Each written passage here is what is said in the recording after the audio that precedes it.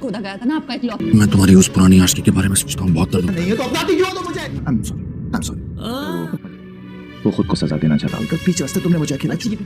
कहती थी ना उससे। अच्छा बनाना चाहता तरह से मैं अपनी ईगो को मार कर यहाँ पर तुम्हारे साथ कोई बहस नहीं करना जैसे पहले इस ज्यादती से तुम्हें। तेरे जाने के बाद ड्रामे में सज्जल की सास सिर्फ और सिर्फ अपनी बेटी की करतूत छुपाने के लिए सज्जल के भाई से उसकी शादी करना चाहती है।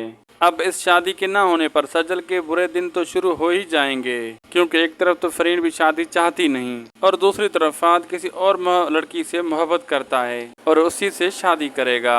लेकिन अब फरीन के साथ अशर को अकेला ही भेज देगी बाहर। पीछे से सज्जल पे बहुत ही जुल्म करेगी और उन लोगों को इस बात का जब इल्म होगा कि सज्जल और उमैर एक दूसरे को पसंद करते थे, इस बात को वो इशू बनाकर सज्जल को वो बदकिरदार कहेंगी। अशर के दिल में वो गलतफहमी पैदा कर देंगी। अशर उसकी बातों में आकर सज्जल से बदजन हो जाएगा।